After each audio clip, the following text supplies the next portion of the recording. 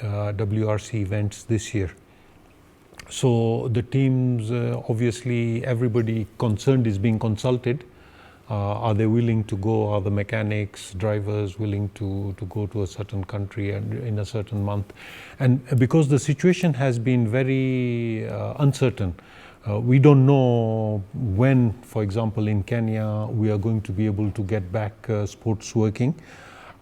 So it's like we can only look ahead and try and be ready and try and give ourselves hope that sooner rather than later sports will be back, all sports, especially motorsports for us. And that's what we try to do with our enthusiasts here in Kenya, that we talk about events, we talk about the good memories and so on, and what the safari is going to be like now that it's going to be a WRC, because that's a totally different ball game. It's another level. That doesn't exist in Africa actually, leave alone just Kenya. The WRC is like, it is so specialized, the cars, you can't actually just buy a car. It's just a team that specially makes cars, specific in fact to each driver, and those cars are used only for specific events, and then you never see them again. It's another level. It's something like Formula One. Yeah. So for that to come to Africa is very special. It'll be like the team, the drivers, everything. They just run here and then disappear. Okay. Yeah, in short, there's no mass production of such vehicles, like the normally the regular assembled vehicles in the industry. And of course, you talked about the rallying enthusiasts here in Kenya, and with this year's event having been postponed to 2021 because of the COVID-19 pandemic, do you think it will bring the same sort of, let's say, excitement, the timing of the event, that is, after all this? Enthusiasts and the public, all, I feel, are looking forward to sports coming back. Sports excites, makes you forget the problems maybe at home or at work and so on, and so it's something that people look forward to on the weekend or during the tournaments and so on, during the events. And so the wait will be there, the anticipation will be there, that the Safari Rally as a WRC is going to happen. That is what the big positive is that we were like on trial last year. Can we run a good enough event for the top drivers in the world and the top teams to come and run here their WRC cars? As I said, they're at another level. So we showed that we can, and the team that is working on the WRC has been working really hard, really until last week. They have even been out on the stages. They have been introducing the marshals, the stage marshals, to the place they will be working to make sure that their job is done properly. So they have been as ready as anybody can be to host the event on time in the target date of July. And even if it was postponed to a little later this year, they have prepared all the necessary things to be able to run the event. Mm-hmm. And of course, that's a very, very massive logistic exercise. We have over 300 marshals alone managing and looking after the event. So each one of them has to be trained and to know exactly what to do. There's people in safety, there's people in radio, in ambulance, in controls and stage and so on, in between, in the service parks, and I mean all over. It's a very, very big operation and needs to be very well managed. Mm-hmm. So the good news is that Kenya has shown, the team, our WRC team here has shown that we can and we are able to run the event. to the standard required. And I think it's not a bad thing that it has been postponed to next year. We don't know the date yet. It might be a completely different date from last year, so it may be much sooner than a year.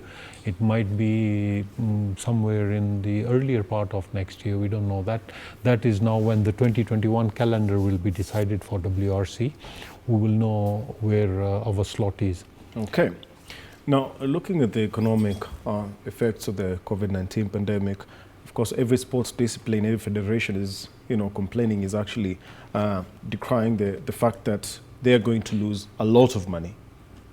And are we going to find ourselves in a situation whereby the top, let's say the top entrants in any rallying event, like example here in Kenya, we have the top names, of course, and the Safari Rally being, going back into the World Rally Championship calendar, that means also the drivers will be coming here. Some of the experienced drivers will be, coming to Kenya for the race. But should we expect to see a situation whereby the financial effects are actually going to hit so hard that some of the top names might, not be able to participate in the event? I don't think so. As we said earlier, people are looking forward to, they're anticipating, they're prepared to get back into action. Mm-hmm. So we hope that the sponsors also will not be so badly hit that they cannot continue to support the local teams. Obviously the top, all the top drivers' budgets are quite big compared to local standards. And they do need that sort of money to participate in the safari and in the national championship.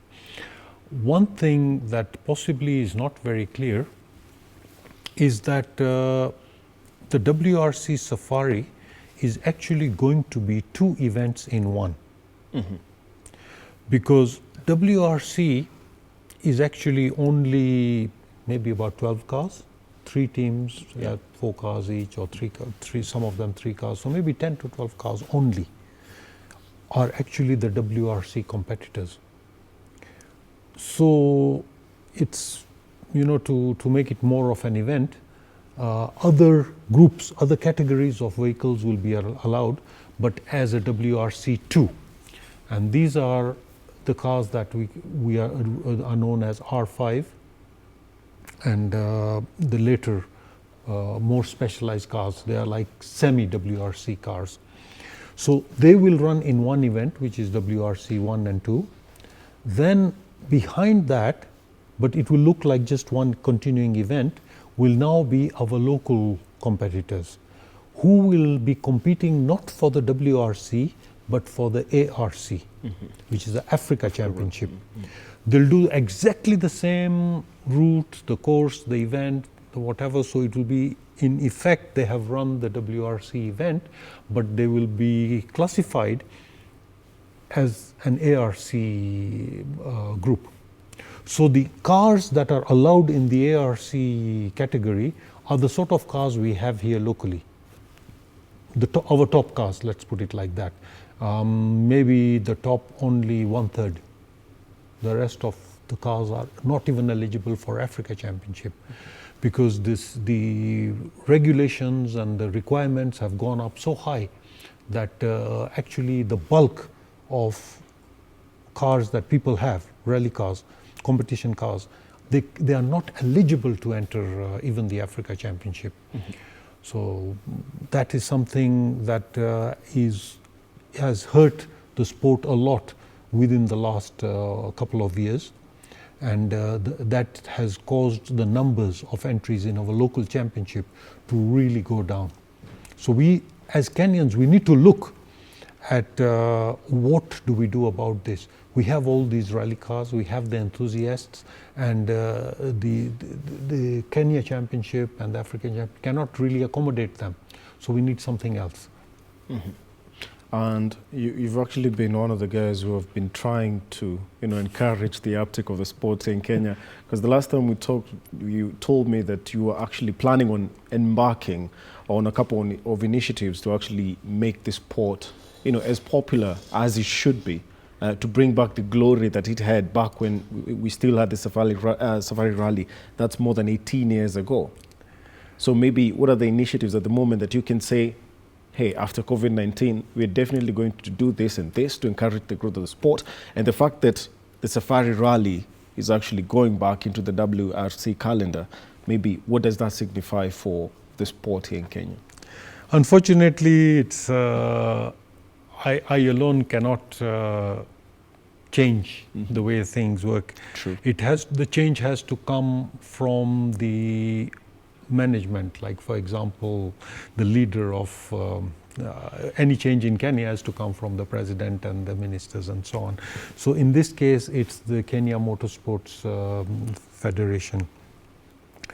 Now, the change, I have very clear suggestions on what is required, and it does not start now because of COVID. It is what I have tried to promote for many, many years. In fact, the first big change I managed to make was in 1995, when instead of everybody competing just for one position, like first position, we introduced groups that were easier to identify, and the group I'm talking about is two-wheel drive.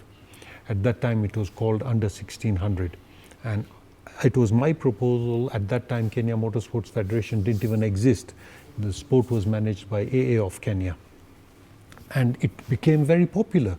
There was a time there would be more than 15 to 18 participants in two-wheel drive, because I pushed for it to be a separate championship, so that the upcoming drivers with smaller budgets, they would get recognized, they would be seen. Then later on, about 15 years ago, I helped to create and introduce a different category in the main part of the event. And that also became very popular, because the idea was to split all the entries into groups of similar performance. So we called them Division 1, Division 2, Division 3. They were running the same event, but we allowed them to have a championship. So drivers you never heard of in Division 3, they now got a boost, because they could compete for their category. They had a chance of becoming champions in Division 3. So drivers who you didn't hear of were now competing for the Division 2 championship, the Division 3 championship. And it was so successful that about 5-6 years ago, we had more than 80 entries in the Safari and even in the Guru Nanak Rally. Which is, I think, something to be proud of.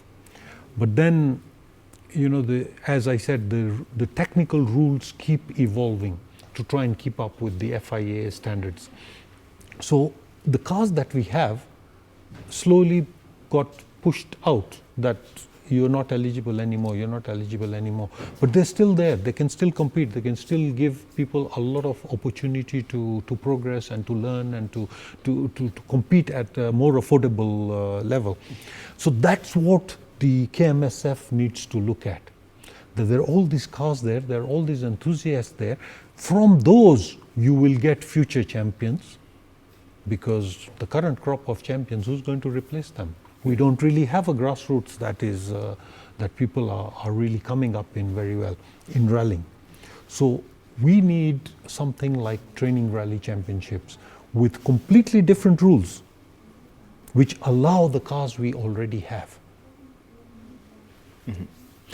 Now, of course, that makes a lot of sense, especially the point you mentioned that after the current crop retires, obviously the likes of Baldev Chagan and others, because they've been dominating for years now, honestly, almost a decade, if I'm not wrong. Actually, more than a decade. Yes. These are the same guys you were rallying against back then. Yes.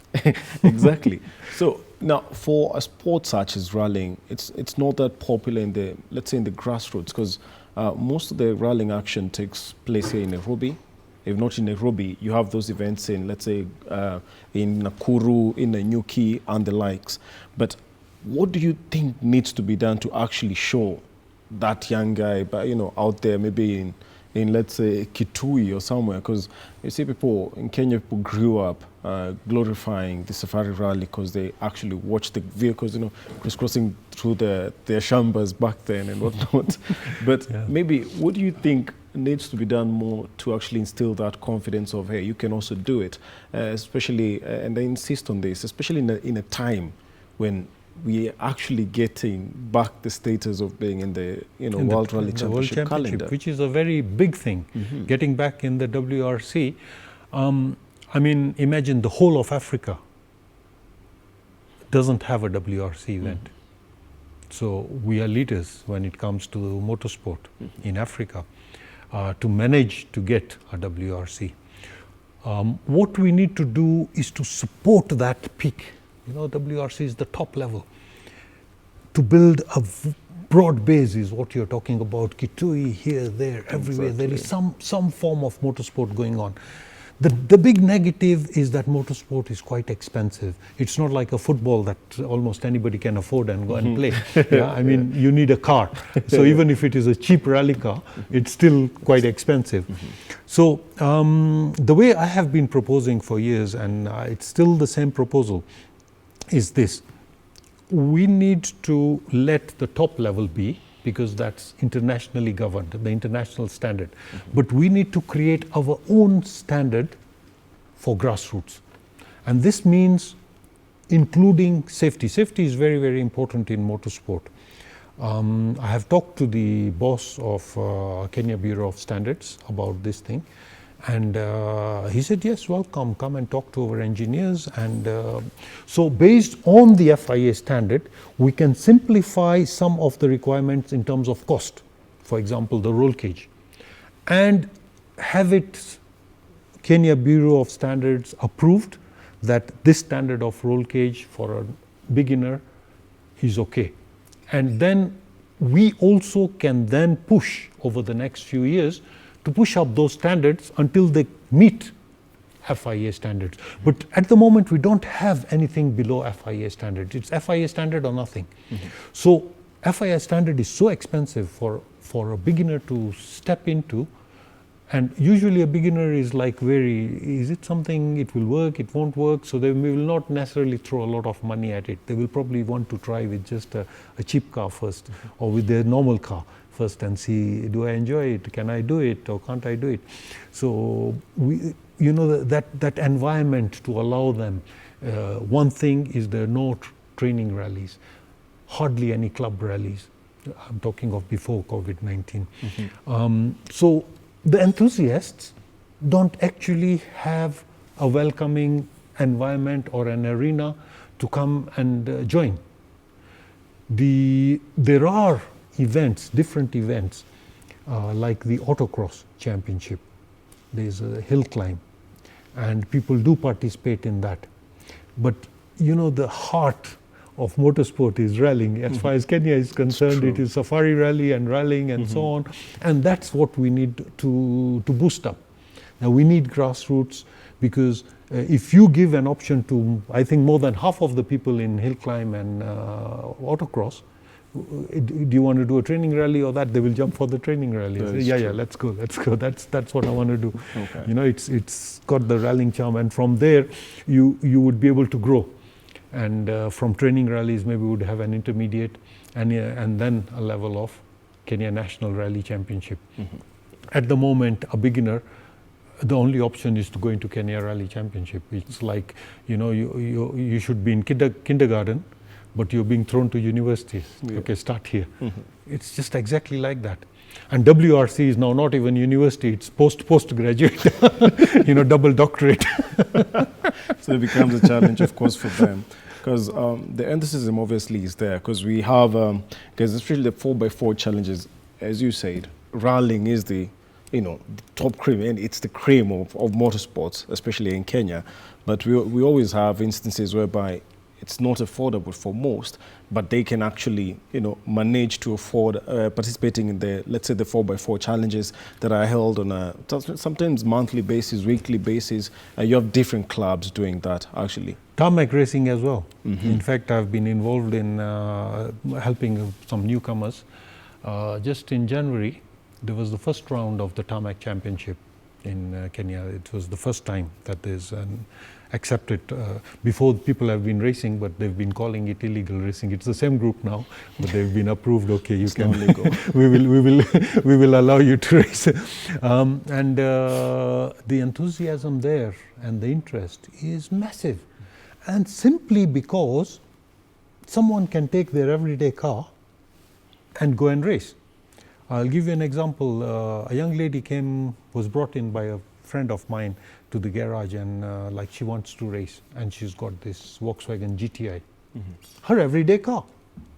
And I encouraged her enough, took her out for a bit of training and so on. She actually participated in the first round of Kenya's Tarmac Championship this year. And she wasn't last in her standard car. She wasn't last. That's the car. Yeah.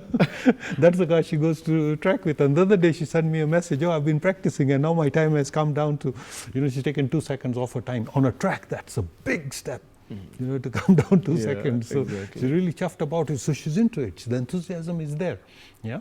And hopefully from her participation, other ladies will also like, oh, if she can do it, so can I. You can actually do it. Yeah. Of course, driving is not the issue. We have a couple of people, obviously, who can drive. And as you said, back then, it was actually referred to as illegal racing.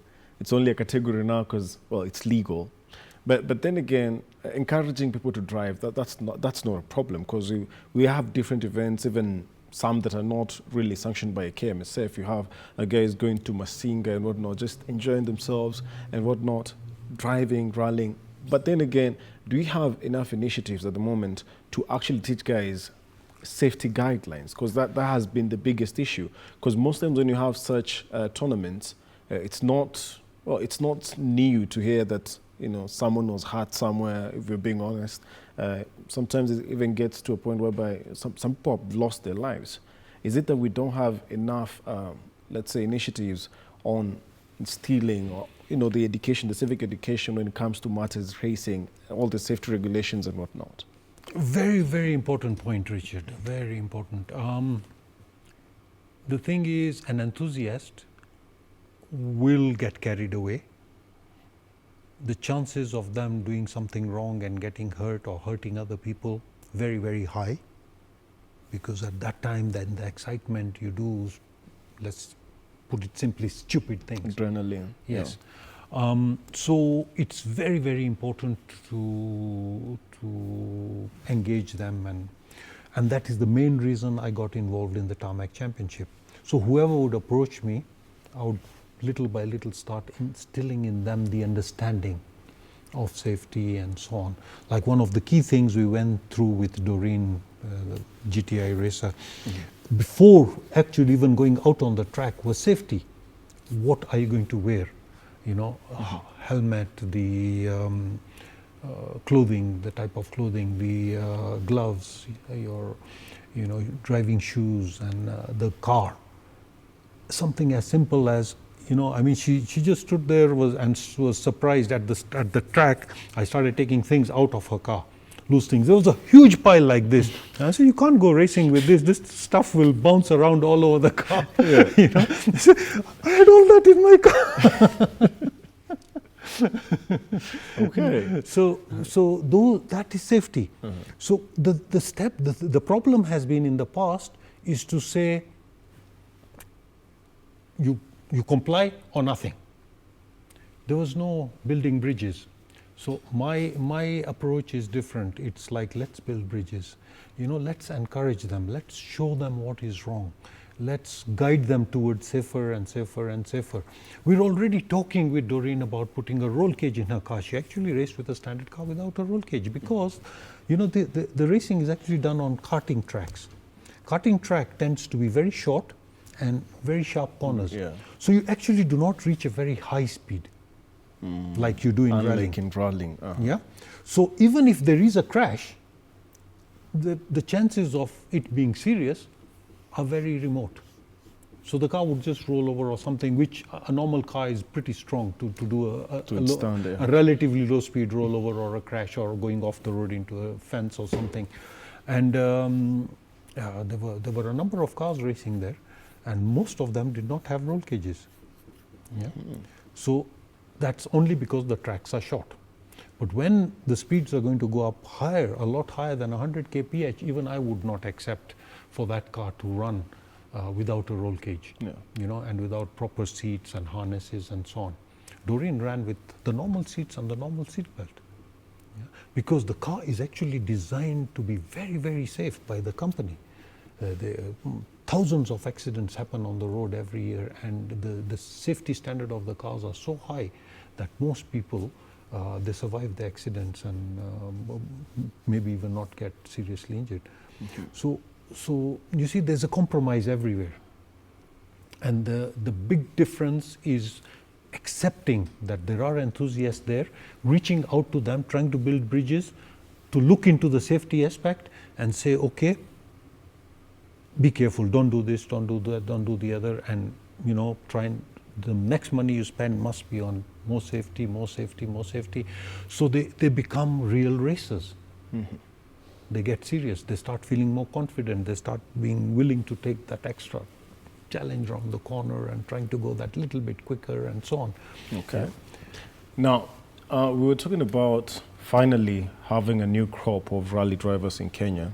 And at the moment, we've not seen many young people really, getting that chance to participate in rallying. But as we said, for example, the Tarmac Championship, we have the 4x4 championships, or all that, different competitions, but not, rallying, not the creme de la creme, rallying.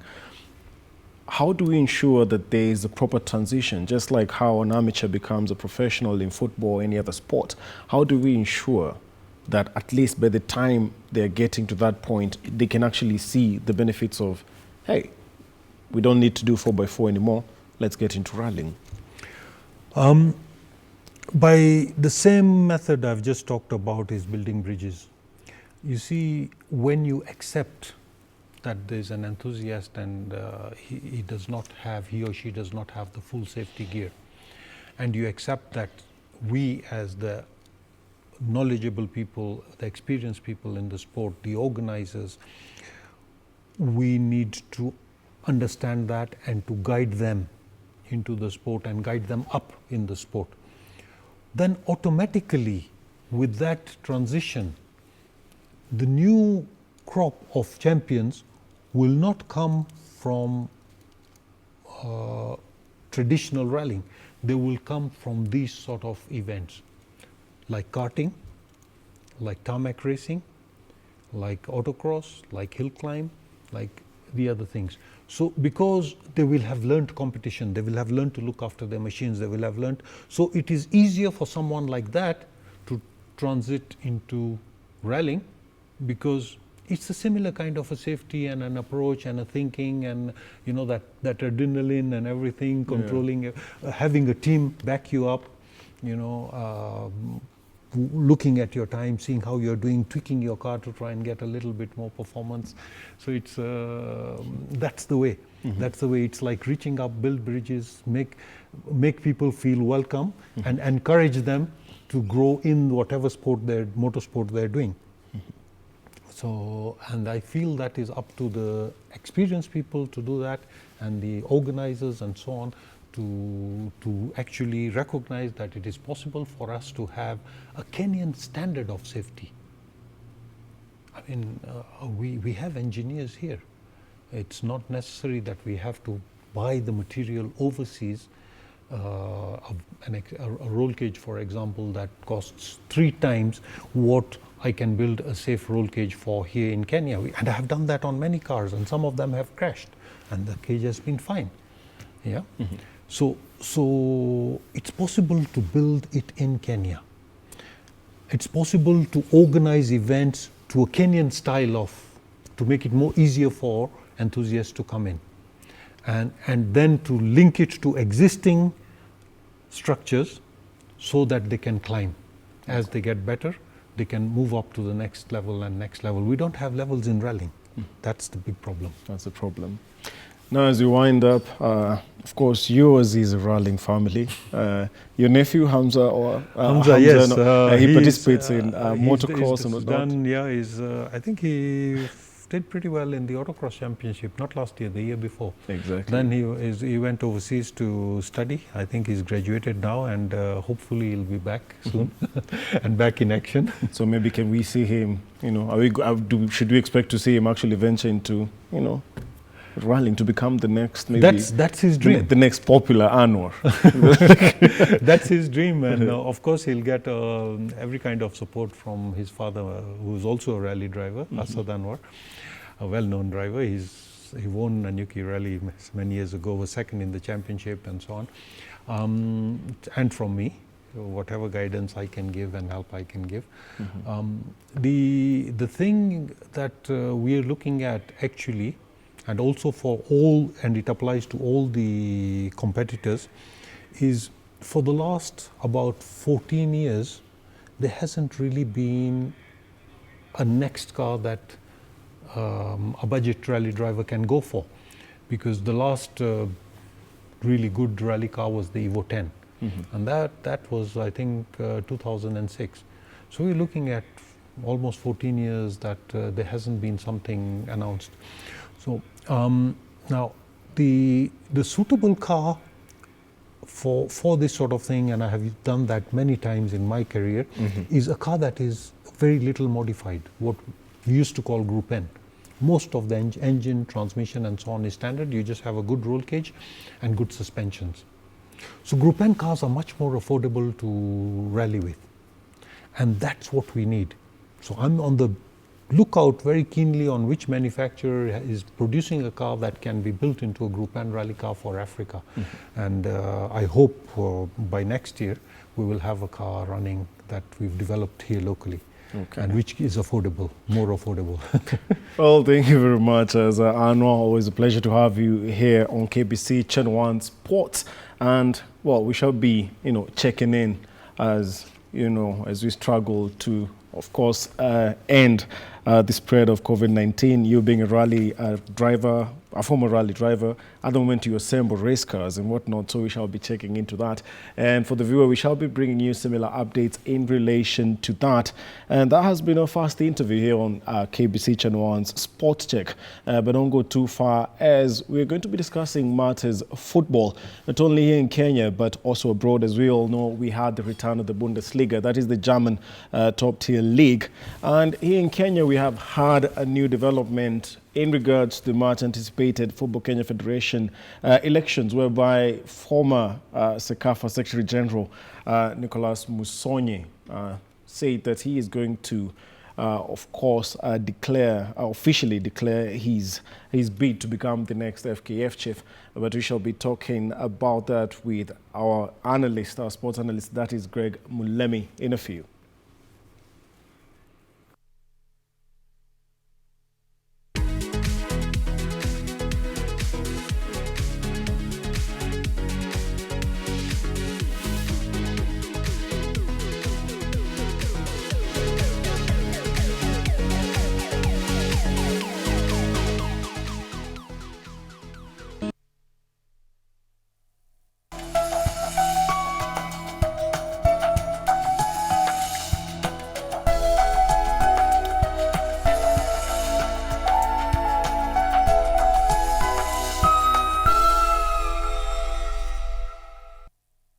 Virusi vya korona vinazidi kuenea haraka kote ulimwenguni, na kwa sasa hakuna dawa au chanjo ya kuzuia. Husambaa wakati vijitone kutoka kwa mtu aliyeambukizwa vinaporuka akiongea, kukohoa au kupiga chafya. Vijitone hivi hutua kwenye sehemu ambazo mikono hushika na huwezi kuviona, lakini hata kama huvioni haimaanishi kuwa hakuna, na unaweza kuambukizwa unapogusa uso wako, pua, mdomo au macho. Ili kusaidia kuzuia kuenea kwa virusi hivi, sote tunahitaji unahitajika kufanya mambo matano. 1. Fuata hatua hizi kuosha mikono yako mara kwa mara na sabuni na maji kwa angalau sekunde 40. 2.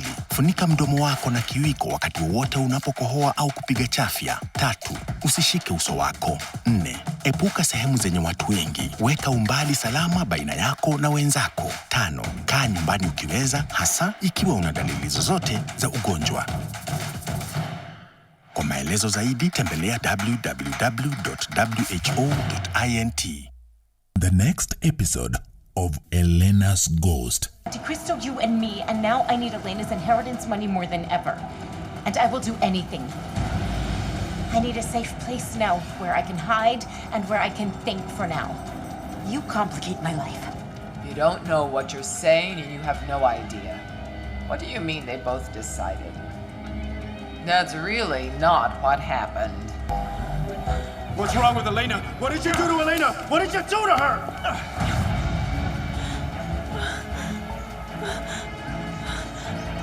Elena, I'm your husband. I'm not going to hurt you.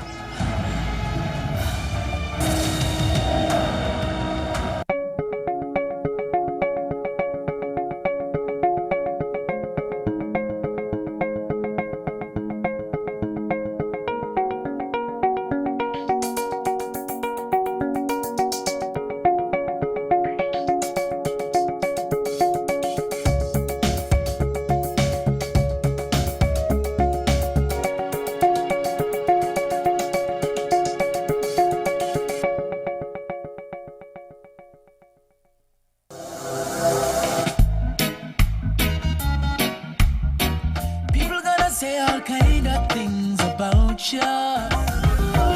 With them on, just shake up.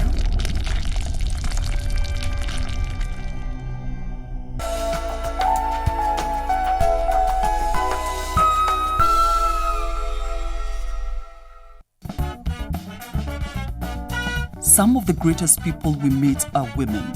Women who understand that fear is nothing more than an obstacle that stands in the way of progress. A few minutes later, he put his hand up my skirt. This lady had been in an abusive marriage. I was terrified.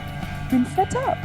You've been set up by your boss? Yes. This is how shocking it is. Yeah. The lucky ones and the strong ones are the ones who go out and start talking about it. Women who understand that when life hits you hard, you do not tremble, but instead you hit back harder. Everything that you do has consequences. The moment we do not speak about sexual violence, we are effectively condoning the practice. Doing things right is a challenge, but doing things right consistently is a greater challenge. An event can happen in your life and it instantaneously changes the way you do things. Living my life reflectively. We need to learn how to have those hard conversations. We just have to know when to say no. Power is not given to you, you have to take it. And it's only when we truly embrace the power we have as women that we achieve remarkable things against all odds. Dadas, this Sunday at 4 p.m.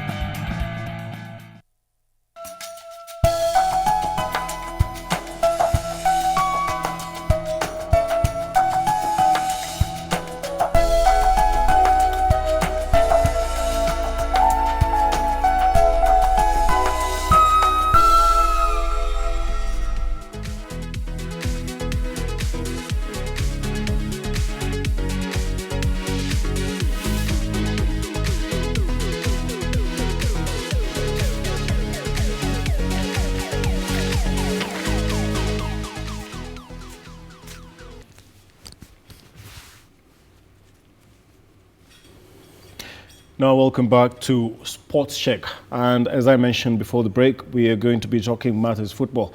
It's only in Kenya. We're going to be discussing the latest developments, even abroad. As we all know, the Bundesliga made a return to our screens really over the weekend. But we're going to be starting off with matters football here in Kenya locally, whereby a new candidate has actually thrown his hat in the race to become the next president of Football Kenya Federation. And in studio to discuss that, we're joined by our sports analyst, Greg Mulemi. Thank you, Greg. Always a pleasure. Thank you so much. Now, first of all, I just want your honest opinion in regards to this news. Sonny claiming that he wants to, take over the top seat when it comes to Kenyan football? It's very interesting. I was also shocked when I heard of the news over the last 1 week. It's been all over, and it's something that is really interesting because this is a guy who's been at the helm of the CECAFA leadership for over 2 decades.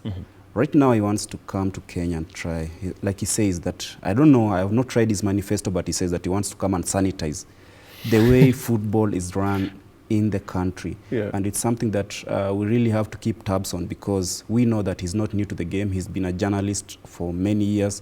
Right now he's expressing his interest as a stakeholder. But now the problem comes to, has he really had the goodwill? Because we all know that the current Football Kenya Federation has control over everything that runs soccer in the country. So will it boil down to the individuals who will vote for him? Because maybe the public have another opinion, rather have a softer heart on him becoming the FKF president. But now the problem comes, you can announce your bid today. Even Richard can announce his bid today. Everyone will say that, yeah, it's a smart move, everything. But then it boils down to delegates. Will they vote you in? Look at what happened to Didier Drogba the last time you were here, we spoke about it. Yeah. That was harsh. Yeah, that was harsh. Even the colleagues, his former teammates, really never wanted him in office. So these are things that we really have to look in carefully, because I believe Musonye has done well at CECAFA. It was on its deathbed by the time he took it in the early 2000s. The Seniors Challenge Cup and the club competition, those were the only 2 competitions that we knew by then used to exist in CECAFA. So when he came in, he's brought in youth competitions. There's the under-17, there's the Women CECAFA Senior Challenge Cup. There are other junior competitions. You've seen countries qualify for the Africa Cup of Nations, that is Burundi last time, Uganda, Tanzania, and Kenya. It's never happened before. So I think that he also has a good legacy from the region, and I really don't know how it will translate that to this region. Yeah, but one thing I can look at during Nyamweya, not really Nyamweya, but Musonye's reign at CECAFA, was his ability to convince FIFA to bring money to the region, and also get some sponsors. I remember there was one time Orange sponsoring the CECAFA Senior Challenge Cup for a period of 5 years. That was, I think, between 2008 and 2013. The time we hosted CECAFA in this country, and there was a very poor turnout. And then having a very good TV deal with Azam, to me, I think it's something positive. But then it now boils to, what does he want to do for us in the local football scene? Okay, now we're going to be talking about more on that, and of course he has been known, he has a reputation of, being an iron fist. Democracy is not really his thing, but we shall be talking about that in a few. But at the moment we digress a bit, and we shall be taking you to a press briefing by the Kenya Medical Practitioners Pharmacists and Dentist Union. It's one of their weekly briefings in regards to COVID-19. So we're going to be listening into that. Allowance, and in addition they are contributing 1,700 to NHIF. Is a big discrimination, which as KMBDU we want to urge the Minister of Public Service, Treasury, and the Minister of Health to quickly move in and address this matter, because the doctors need to be covered, not only in the COVID-19 situation, but continuously have a medical cover. Can you imagine that these doctors are treating people, they are offering services in their facilities, but painfully they cannot afford their own services that they are offering. This is quite irony, and we urge the government to rethink any action which they have taken in that regard in terms of their comprehensive cover. However, despite all these challenges, as will be addressed by our SG, we have continued to advise our members to continue serving the public, to continue offering health services in various facilities where they work. we could expect that the minimum that the government can do is to ensure that as the doctors provide their services in these challenging situations, they are fully comfortable and given the benefits which they deserve. With that, I want to welcome our SG, Dr. Mwachonda Chibansi, to proceed and issue official statement from KMBDU. Thank you.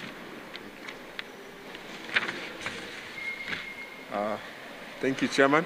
Good morning, members of the Fourth Estate. And thank you again for coming to these weekly briefings that we've held since the second week of April to update the country on COVID-19 and the plight of the welfare, safety, and protection of healthcare workers, and more specifically our members under KMPDU. We'd like to note and say that as KMPDU, we have continuously engaged our membership to continue serving in the healthcare facilities and provide services to Kenyans despite a myriad of challenges and given the times we are in of COVID-19. The challenges range from salary delays at the county levels. As we speak, several counties are yet to pay salaries for the doctors. There's stagnation in promotions, poor working conditions, some that has always been and continues to be the situation, lack of quality and adequate personal protective equipment, and lack of accommodation for healthcare workers, more specifically those who are handling confirmed COVID-19 patients. They're still going back to their homes and exposing their family members to the risk of contracting COVID-19. So equally, we expect that the two levels of government reciprocate this goodwill by addressing and resolving these challenges that continue to face our members. On that note, we are all aware that there is a presidential directive to recruit and employ more healthcare personnel. It is a big issue for us now. It is a concern. Remember, the country has now surpassed the 800 mark for COVID-19 cases, and given the last 48 hours and the figures coming out, we anticipate that in the next few days we shall hit the 1,000 mark for COVID-19 cases. During this period, the employment process has stalled. The advertisements were closed over 3 weeks ago. There is no movement, there is no communication, no doctors have not undergone any interviews as we speak.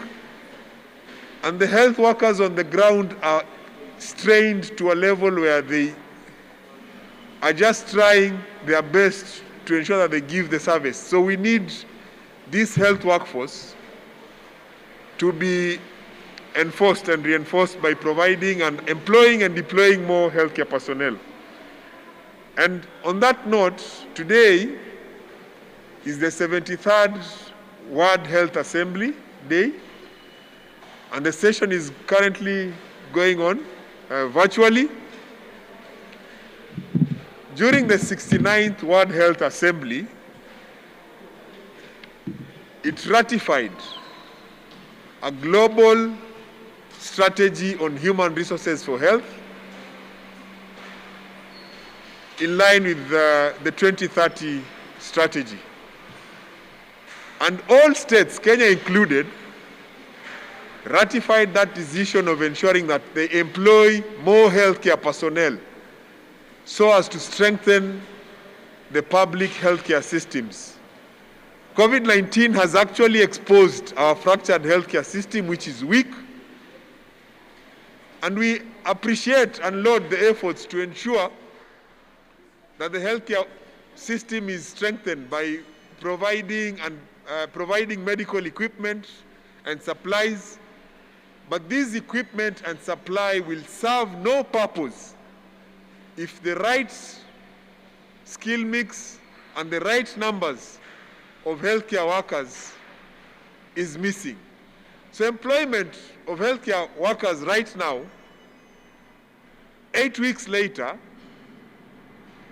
since we confirmed the first case in Kenya, has stalled. And this has been marred by the two levels of the conflict between the two levels of government. It's quite a saddening situation that politics between the two levels can now take center stage and stall a process that is putting Kenyans at risk. Remember, we need more healthcare personnel, not just for COVID, even for the other ailments that are continuously presenting themselves to our facilities. And in view of that, we note and acknowledge the developments. We know that now there's a referendum bill set for discussion in Parliament. And as KMPDU, we would like to demand and say that the Health Service Commission should be included in this referendum bill for discussion and eventual implementation. I do not have to belabor much on that issue of the conflict between the two levels of government that has affected healthcare service delivery in terms of human resources for health. So this Health Service Commission will actually streamline and standardize the management of healthcare workers from employment, training, deployment, recruitment, and ensure that the public service principles of management and guidelines are implemented in a standard manner and a standard fashion. The lack of a central and coordinated command for human resources for health, as we speak, is what has led to our current situation. Even the welfare package that is supposed to be implemented is yet to be implemented. I think we also the developments on Friday on how it will be implemented. The national government taking that they will only implement it at their level. Counties should now repurpose their budgets to implement. This circus should stop. It's time that we put Kenyans first and ensure that proper and well-trained and well-motivated healthcare workers are available. So for us as KMPDU, the best welfare package that can be given to health workers, not just for COVID, but as an appreciation, is the creation of a Health Service Commission. That is the best welfare package you can give healthcare workers. It will resolve all these frequent industrial disputes that you keep seeing, because the engagement will be central and standardized. We are aware and we actually understand the concerns of our colleagues through the other unions who have raised these same concerns. So a Health Service Commission is paramount. All the couple of issues being discussed in regards to the medics' challenges and whatnot.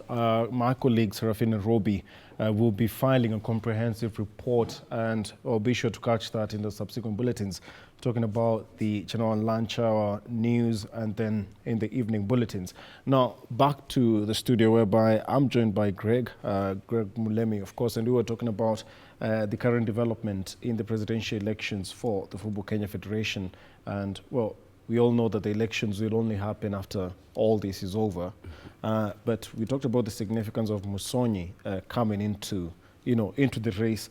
But I want to ask you something. Looking at the list, Musonyi has been at the helm of Sekafa, or was before he retired, for 20-21 years. Those are 2 decades, honestly.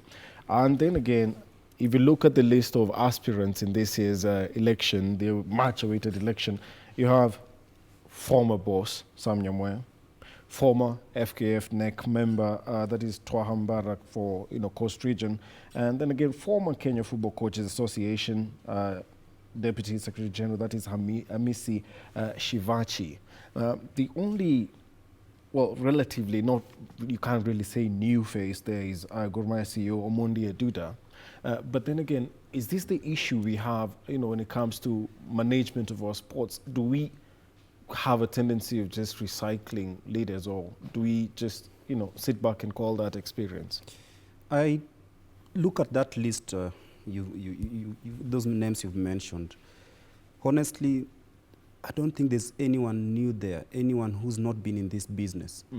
Aduda was a former FKF CEO. I don't know what he did during his time. I can't even remember, I can't tell anything. So the former football coach, Kenya Football Coaches Association chairman is also there. That association has not conducted elections for I don't know how long. I wonder why they have interest in now wanting to govern soccer in the country. Twaha has been there. I don't know, he's been there through, I think, 3 administrations. Mr. Nyamweya is coming back saying that he wants to clear out and make his name good again with the football stakeholders in the country. And then there's someone you're forgetting, the Sif Mutie, a former Kenya international, who also has expressed interest in running for this, I call it one of the most hotly contested seats in the country. But the problem we have with all those names is that no one is coming out clear on the problems facing the football fraternity in the country. Look at Nyamweya, he was there, he's been there during the KFF regime, FKL, FKF, all those times he's been there. Things have never changed. Aduda was also there. So Mutie is a former player. I don't know what he's been doing all this time. Right now he's expressed interest to come and contest for such high posts in the country. We have the current FKF president, Nick Mwendwa, whom everyone says that he's done quite some good work during his time, the 3 years he's been in office. Not bad, because we've seen a couple of changes, especially on how national teams are managed. Right now, the girls' teams are kitted. Even the actual treatment of the players, you can actually see a difference. Yes, there's a difference. At least players go to camp on time. There's a time we used to have, let's say, an international match 3 days before is when you find players reporting to camp, maybe at Nyayo Stadium or at Kasarani. And then you find that they are locked out again because the stadium facility has not been paid for such things. I think that those are some of the areas that were sealed by the current FKF regime. But then there were more questions than answers on how the leagues were managed, especially when the wrangle started between KPL and FKF, especially. It all began when FKF insisted on having an 18-team league, and KPL insisted on having 16-team league. This is where everyone started questioning how FKF is going to run, because they said that the 2 extra teams were going to be funded by the federation.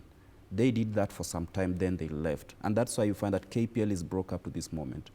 And then SuperSport left. SuperSport was one of the broadcast sponsors, and when they were here, I think the players were feeling well because there was money flowing, the visibility was there and things like that. But then when it comes down to the FKF presidency, it's all about ideologies and how to change the current situation. I don't know how Nick Mwendwa is going to do it, because right now people are really poking holes in his administration because they feel that he's done maybe 30% of what he promised. I really am not going to rate that because currently I feel that he's done a good job. He deserves a pass. True. Yeah. But then those who are coming in, like Sam Nyamweya, with all due respect, we had a very torrid time when he was the FKF president. Somehow it tried to create sanity, especially after they joined with the FKL was dissolved, then FKF came in. That time, Samuel Bingo was there, Alfred Sambu was there, all those guys we know that used to run football in the early 2000s. Mr. Aduda comes in as the CEO of Gor Mahia. I don't know what achievements is made at Gor Mahia, because we all know that Gor Mahia as a club has been successful with or without the current change at the helm. Yeah. So I wish they could all come out together with their blueprints and tell us this is what we want as the football fraternity. There's a time you can campaign, use all ideologies, write on Facebook long posts, on Twitter, rant and everything, but then it doesn't boil down to what you really want to give out to the football community. It's suffering.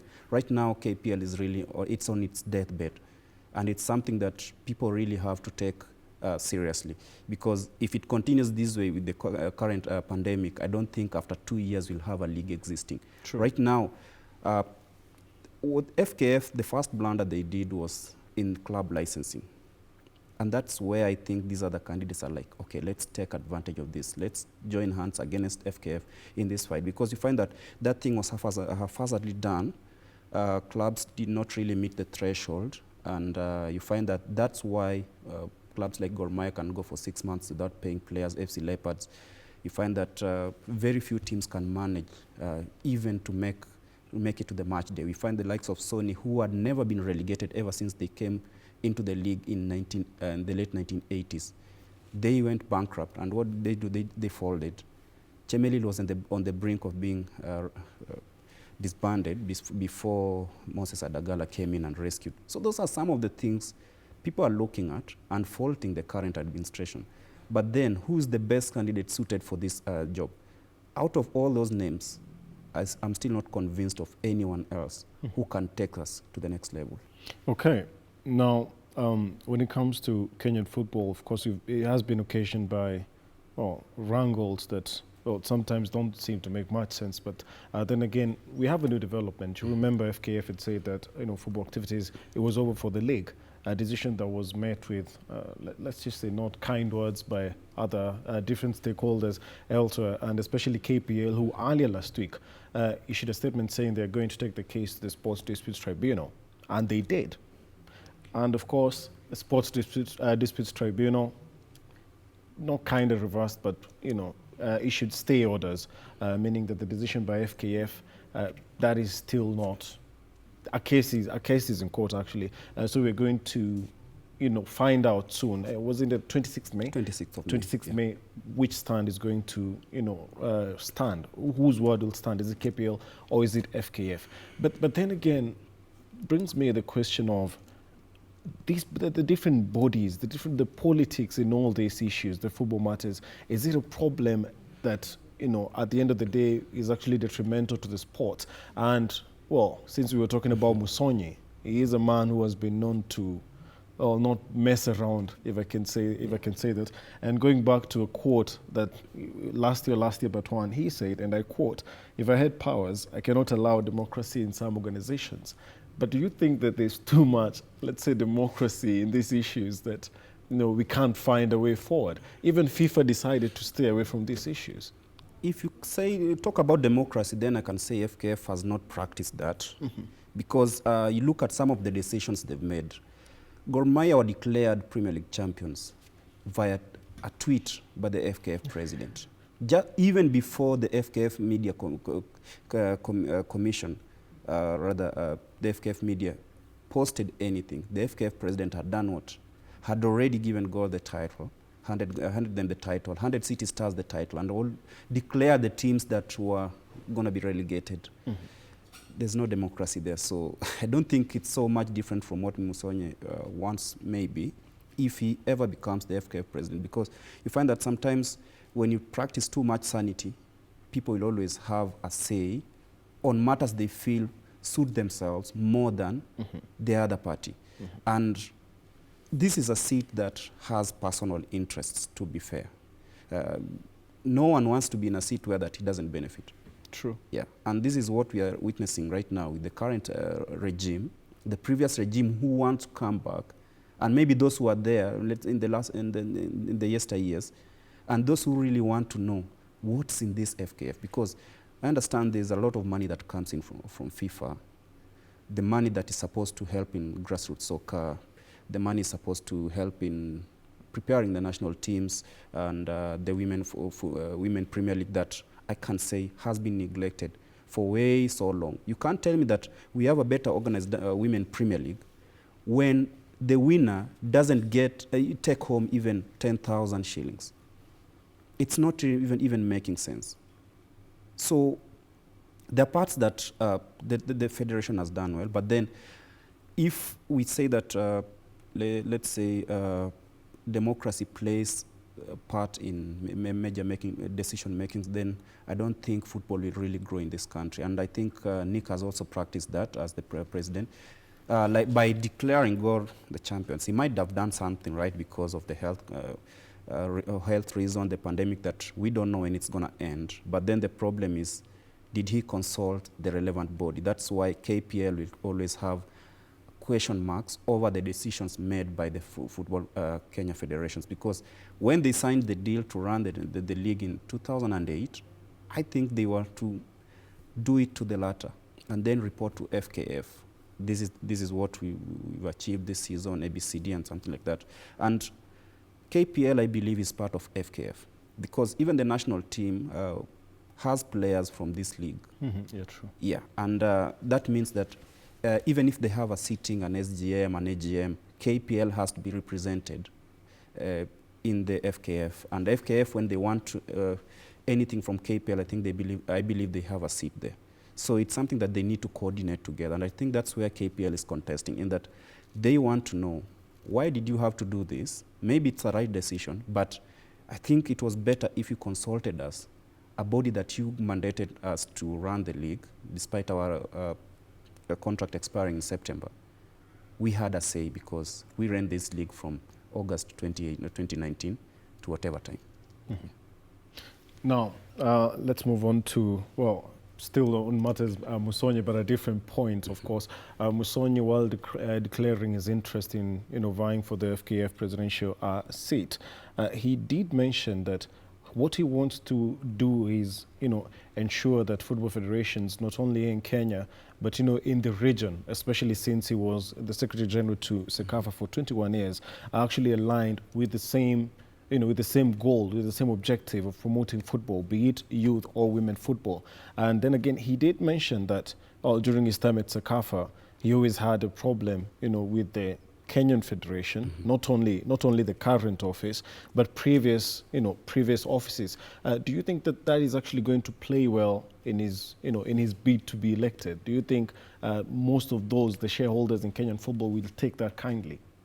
I'm afraid not. And once again, was he right to say that? Because you do remember we had, many cases whereby he was actually fuming during press conferences, saying, condemning the Kenyan Football Federation. I'm afraid it's not. Many who've been there, because right now, I'll always say the delegates that are currently holding those powers in FKF have been there for 20 years, 10 years, 15 years. These are people who've seen Musonye from his early days at CECAFA to now. They'll still have a say. And he needs a better way of trying to convince them. Now, look here, whatever I said could have worked in our advantage if we did ABCD. Right now, I want us to work together.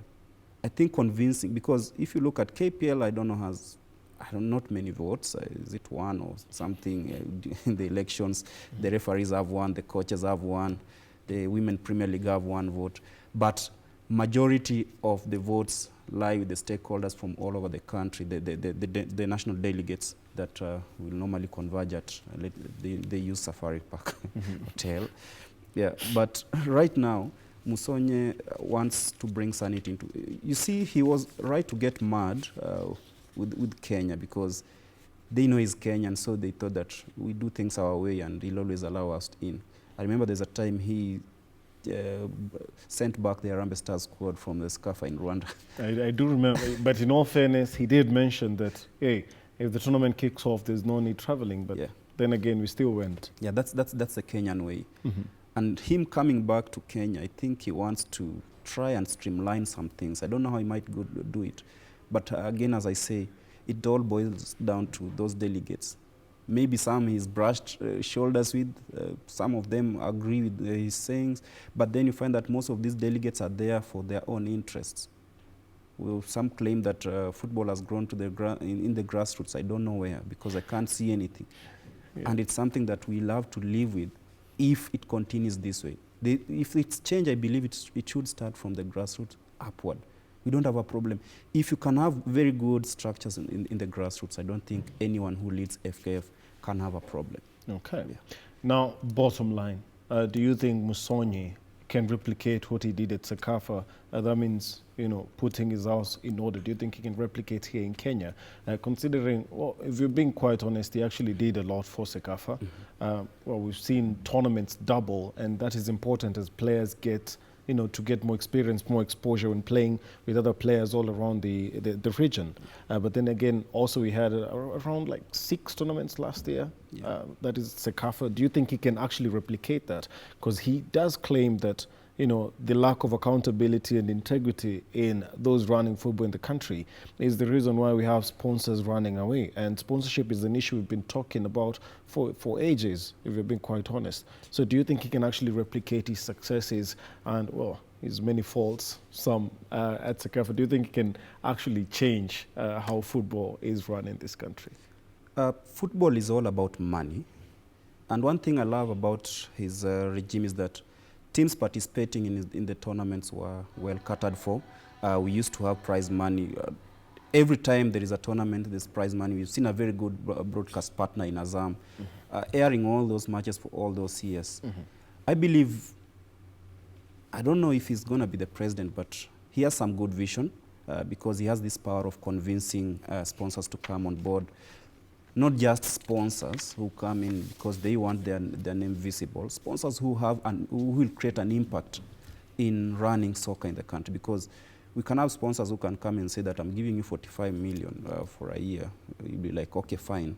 I don't have anything, I'll take that. But then when you break down that amount, you find that it's very little and it will not reflect directly on the intended purpose. So if he has that, if he can come with that niche of wanting to improve the football through bringing in money into the league and making our league better, making our national teams better, and making sure that the grassroots is okay, then I have no problem with him having the go-ahead to take the mantle. Okay. Yeah. Now, our last feature, rather, on Kenyan football, before we go to other matters internationally, where we'll have to mention a few things. Why is it that we have a serious problem when it comes to paying our coaches?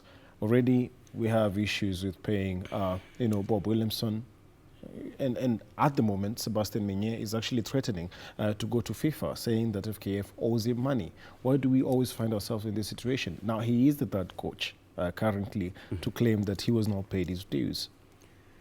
First of all, we have to know that this thing is coordinated between FKF and the ministry, because it's the national team. So the FKF should request money from the ministry to do all the payments and everything, because FKF is a public institution. And them going to hire a coach, let's say give him 2 million shillings a month, they need to know where the money will come from. And that's why we are saying that if FKF generated anything, they will not really rely on the government to offset their bills every time they are in trouble. Because last time I was talking to Adel Amrouche, and he told me that he tried to come to Kenya. He even attended one game in Nakuru, Lindsay versus Gor Mahia, where the president of FKF was also in attendance, and he tried reaching, even just greeting the FKF president, and he gave him a cold shoulder. And he said that that's not something he really wished happened, because he was here to try and tell him, look, I know you guys owe me money, but let's strike a deal, ABCD. Minye's purpose to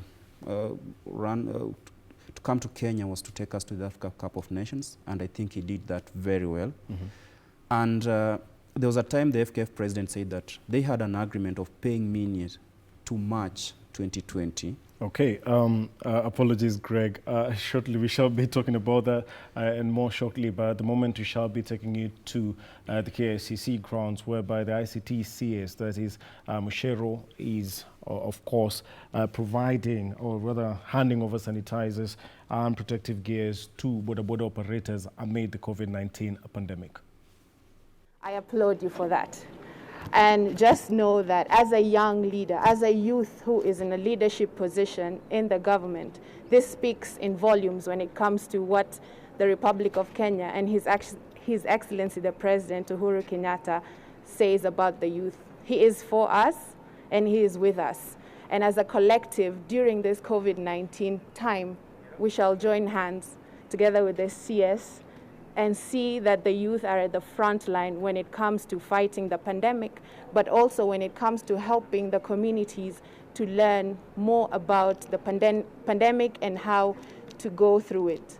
So that is all that I have to say, but I just want to say congratulations and thank, on behalf of all the youth of Kenya, thank you very much for helping us with the sanitizers, for helping us with the masks, and for also being at the front line, kutusaidia ili tuweze kujenga nchi yetu na pia tuweze kusaidia jumuiya yetu yote kuwa wazima. Asanteni.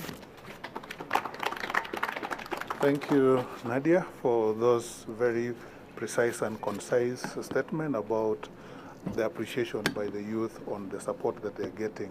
So at this time, I want to invite our CS, James Munya. Karibu. John Munyes. Sorry. But I was not very clear. Asante sana Waziri. Invited guests, all protocols observed. I'm greatly honored to be here today.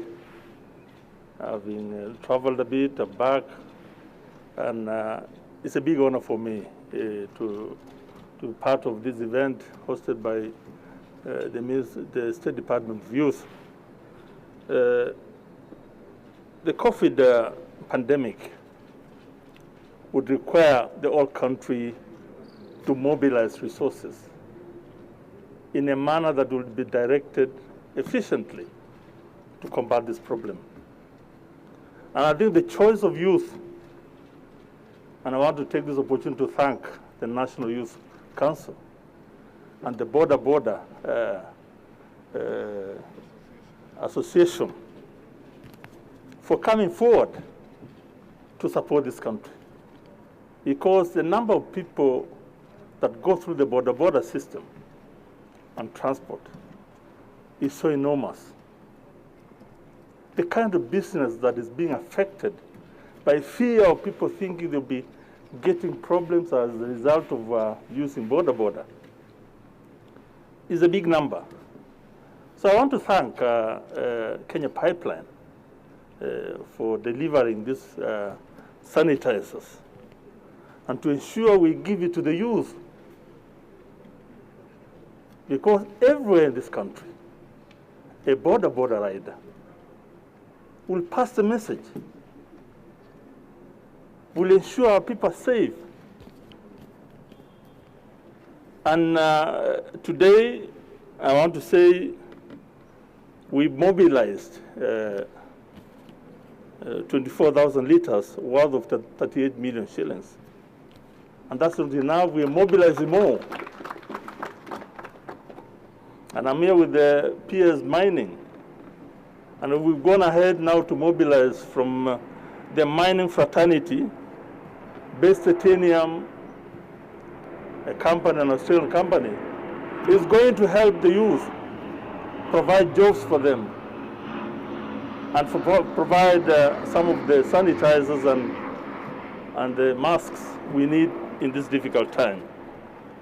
I want to thank Joe, your department, for this event. It's a great honor for me to be part of this event. We will continue mobilizing from our companies, our oil companies. As you know, we have also brought down the fuel prices. Some people are telling me by providing lower prices, you are getting people out of their homes. We are telling people stay at home. But again, there's another challenge. Kamau, we are now giving lower prices, and there are people coming to the streets. But that is a matter that is still positive. We brought down the prices. It's good for border. For sure, with the lower price of fuel, the border industry will grow. But we want to make you safe. So today, I'm happy to be part of this event where we will donate these products and promise to do more next time. Thank you very much. Let me take this opportunity then to invite my colleague, who is our chief guest, to make his remarks. Thank you very much. Bado tunakumbuka ile zamani. Ndio. Asante sana waziri. Good morning everybody. Nadia, PS Koril and fellow PSs. My good friend Irongo. Now there's no golf. Sasa ni kazi. The CEOs, President of the Boda Safety Association. It gives me a lot of pleasure to be here with you this morning because we have seen what the COVID-19 is doing to the country. And other than the health challenges that are there, we also have challenges on the economy. And for many people now, it's a choice between, the safety of, themselves, their loved ones, as well as taking care of their homes. And what's happening is that many people still want to go out. They still want to get involved in some of the economic activities. And in order to be able to continue to follow the rules that have been set by the Ministry of Health, it is important that we find ways of being able to support everyone to be able to win and defeat this pandemic. So I'm very pleased today that we've come here with my colleague, CS Munez, really to flag off the sanitizers and masks for this very important sector of our economy, the borders. They are everywhere in the country, and they become a very critical part of everything that we do. From those that assemble the borders, right now they're saying the industry is worth more than 219 billion shillings. That is just for the assembly, and that is a really important sector. It is growing. And instead of seeing battles between borders and the security forces, I think the partnership that we're beginning to see, where everybody is wearing their masks, they're sanitizing, is really going to help us be able to, combine both the health and the economic situation that we need to take care of during this COVID-19 pandemic. As a country, we are very clear that we must take safety first. And that is why the President has continuously ensured that we follow what we are being advised by the health experts to ensure that as a country we continue to be safe, but at the same time we're seeing emerging opportunities. These opportunities can be taken advantage of by our youth, who are more than 70% of the country, and be able to see the country prosper even after this COVID-19 pandemic. Many people are saying it's not going to end, it will continue to be with us. But we have now new ways of working, new ways of doing things. And really in my sector, which includes also the technology side, we have seen the e-commerce businesses growing significantly. And as they grow, at the heart of it is the logistics that the borders provide, where you're able to move the goods from one side to another and do that in a safe way. So we're very hopeful that we'll be able to combine all the efforts that we're putting together, and we see Kenya grow out of this pandemic. Companies like Alibaba in China, which are huge companies, grew through the SARS pandemic that was going on in epidemic that was going on in 2009. So we think there are some companies that will emerge from this, and we want to make sure that as a government we're providing that support. His Excellency the President has at every point ensured that we are focusing on the things that we need to do for the youth. And the first thing he has told us we must do as a department and as a ministry is we must ensure that we protect the livelihoods of our young people. You have seen Kazi kwa Mtaa, you have seen many activities being done, including allowing some of the online work that is being done, including providing more connectivity in the country. Saving livelihoods and ensuring that those are protected and that they continue to work, and ensuring that jobs are also protected is a key part of the strategies and policies that the government is putting through the guidance of the president. We are also ensuring that we take full advantage of the emerging opportunities. These opportunities include what you've seen we've done with music, with the creative sector, so that we can see that even when people are at home, they can continue to enjoy and pay for services that our young creatives are being able to produce. We're working on the film sector, and many of these things you will be hearing from us as we continue. He's also said we must ensure that we protect our young people and the youth. During this time when people are at home, protection is really important, and ensuring that they are taken care of so that their safety is taken into account is very important. And with the Ministry of Interior, with even the Ministry of Public Service and Gender, we're looking at all these areas to ensure that we're taking care of our young people. The final thing is the involvement of the youth in the things that we're doing as government. Not planning things and then taking to the youth, but making sure that they are fully involved. So I'm very, very pleased today that as an example of that, the president of the Border Safety Association is here with the National Youth Council. They've actually taken this initiative to bring this together. So the youth are getting involved in the governance and in the management and running of these projects and initiatives.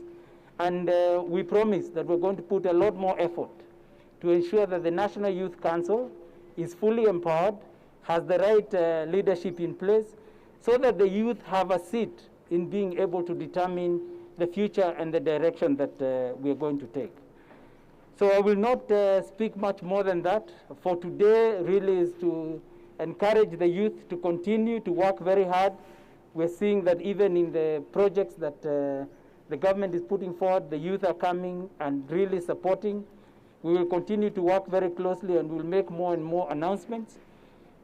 This past week, we had a meeting with over 30 agencies of the United Nations.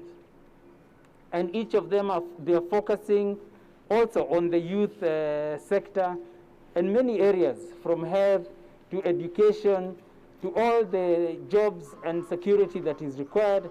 And we will be making announcements with them on some of the initiatives that we'll be putting forward together.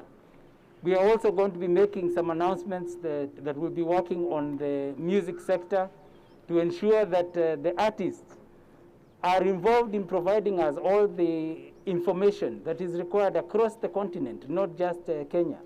This is a problem that is global and continent-wide, and we want to take advantage of some of the opportunities that have been presented, where we're using technology to be able to reach very many people, and we can then be able to really grow from this pandemic. Otherwise, those are the few remarks I would like to make, and it is now my pleasure. Are we going to use a flag to flag them off, or how are we going to do this? Oh, tunachukua na haya. Okay. And of course, ICT Cabinet Secretary Joe Mushero reiterating the government's intention of cushioning the youth against the COVID-19 pandemic, even as they continue to strive to make a living. And he also said that the government will be announcing different initiatives on how to help the youth at least get something out of the pandemic. That is, take full advantage of the, emerging opportunities even amid the COVID-19 pandemic. Jackie Wambiru will be filing a more comprehensive report, and be sure to catch that in a subsequent bulletins.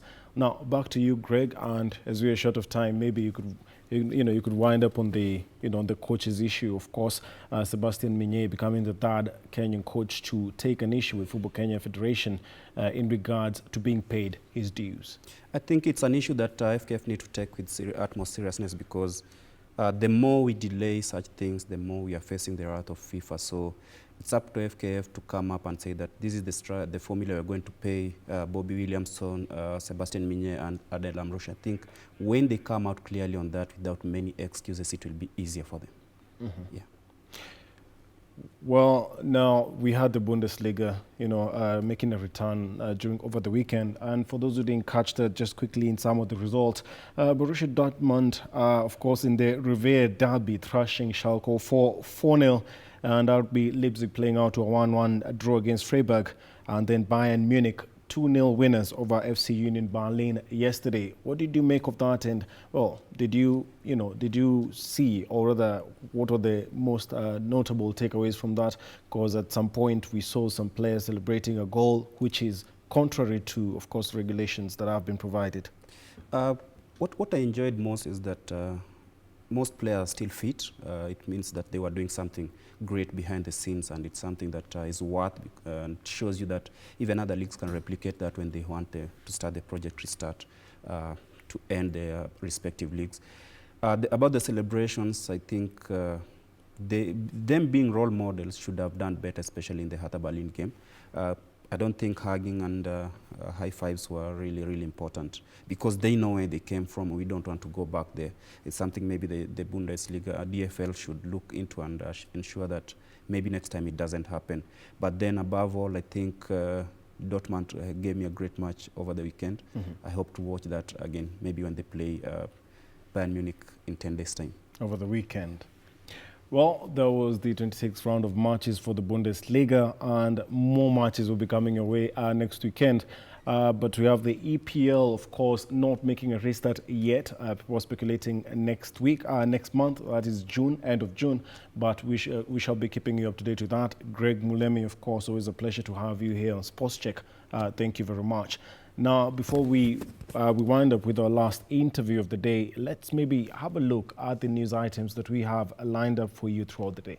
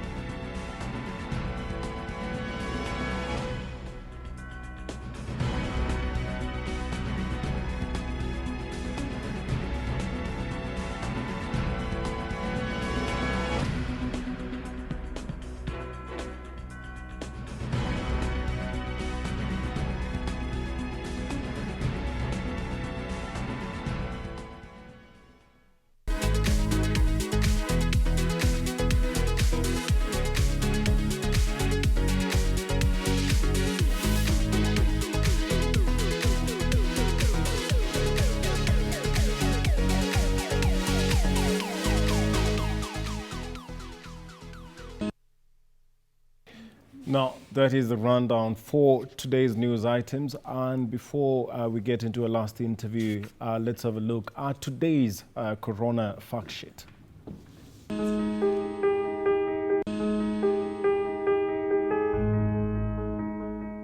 In the process of trying to maintain social distance, we asked families of the prison or of the inmates not to visit them this time around of Corona. So that we don't cut out their communication or engagement with their families, we have had partners, and specifically Kenya Red Cross, that has provided airtime to facilitate communication between the inmate and their families, so that they continue communicating without their families having to visit them, so that they do not expose themselves to the risk of carrying COVID-19 from outside in the prison or vice versa.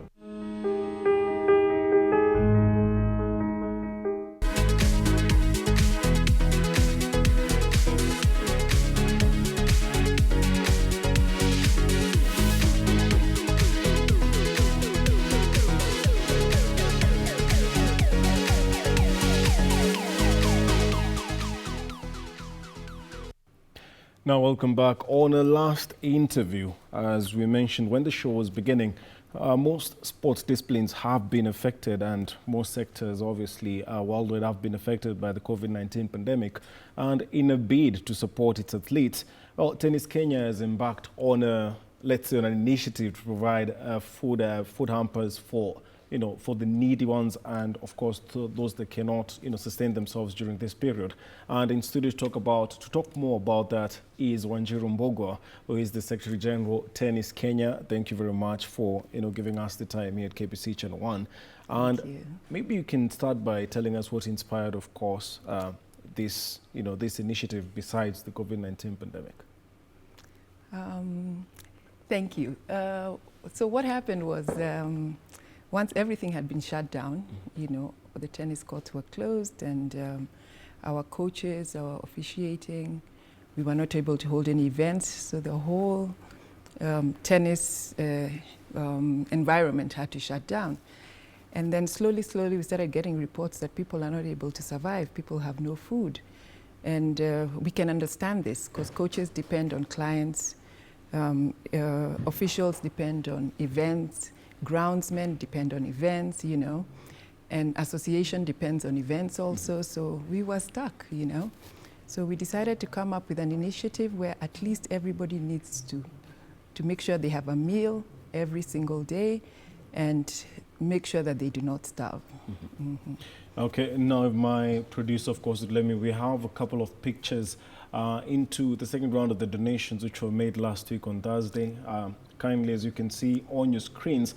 And now, Wanjiru, tell us, is this going to be a long-term thing? Are we going to, see sustained efforts to cushion your athletes, tennis players, up until the end of the pandemic, or at the moment we're, just going with, whatever we can at the moment, because, things are really quite difficult for everyone?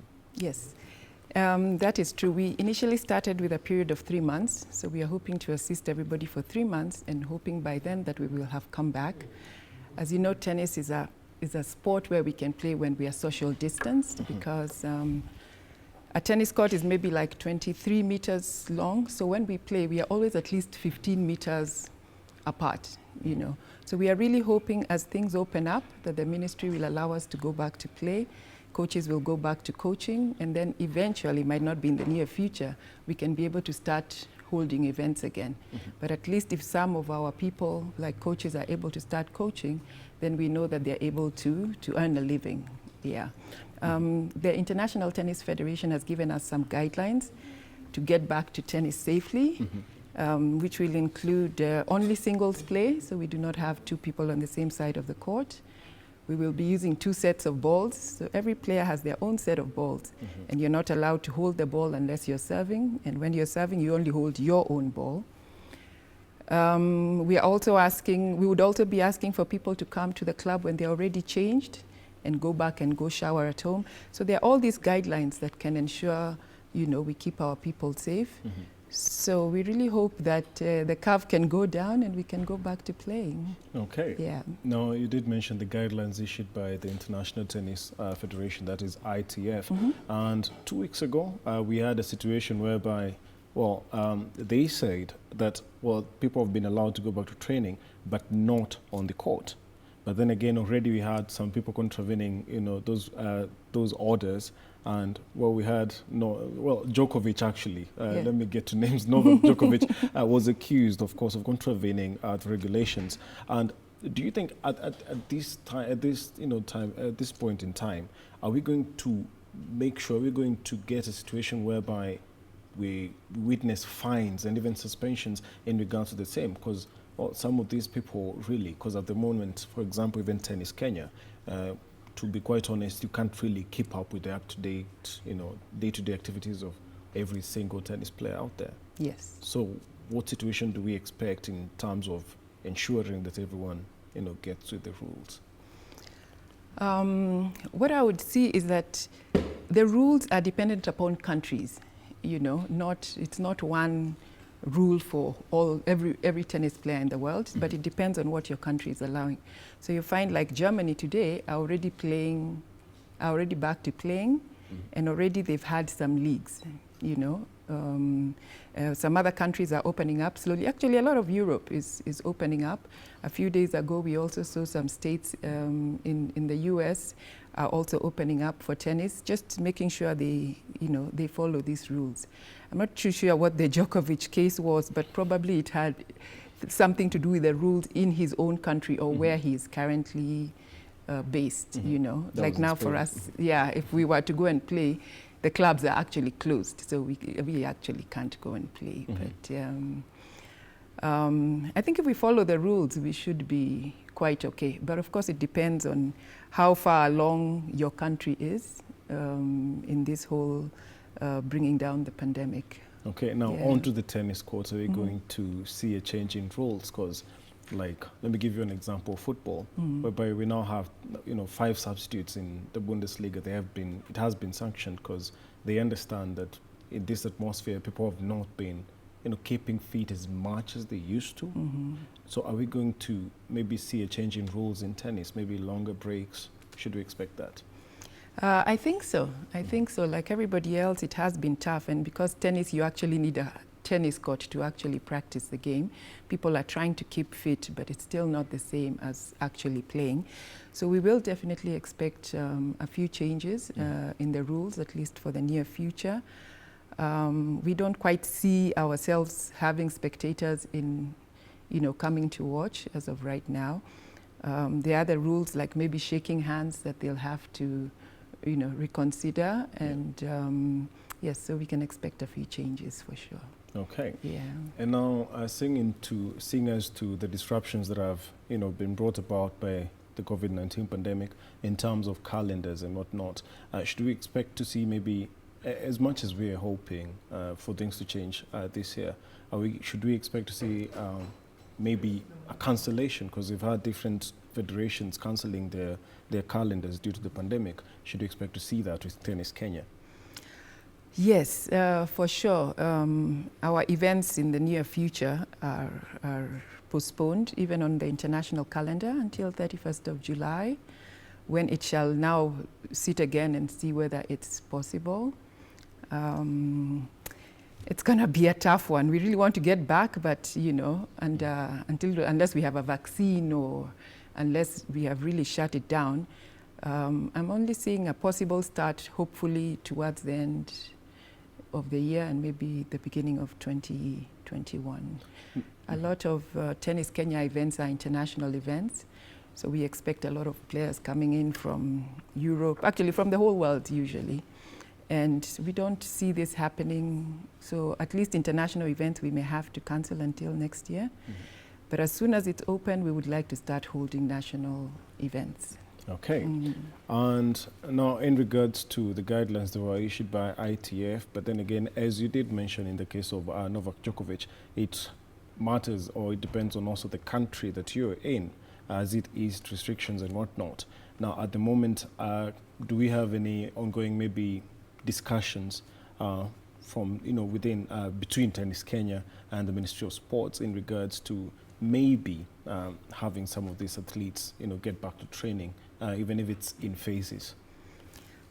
Yes, Tennis Kenya has already been proactive. We have already sent the Ministry of Sports and the Ministry of Health communication, just requesting them to ease the restrictions on tennis. We've given them the guidelines and how we hope tennis in Kenya can be able to continue. With Tennis Kenya as a body, will be able to follow up with the clubs and with the players just to make sure the rules are being followed. So we have not had any feedback from them. We find it, the sports ministry sometimes takes a while to come back to us. But they do have our correspondence, and we are hoping that they'll be able to respond very soon. We've also reached out to National Olympic Committee of Kenya and Kenya National Sports Council, just to be able to assist and put together all the federations that are able to play when they have social distance, so that we can be able to all go back. Now, back to the campaign, Stay at Love, hashtag Stay at Love, yes. Whereby you're distributing food and whatnot. We have quite a number of tennis players in this country, honestly, juniors, seniors, and maybe if you don't mind elaborating on maybe the criteria that you use and actually, let's say, distributing the food hampers and whatnot.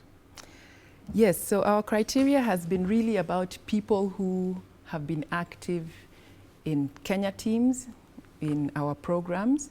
Those are the first lot that we have picked.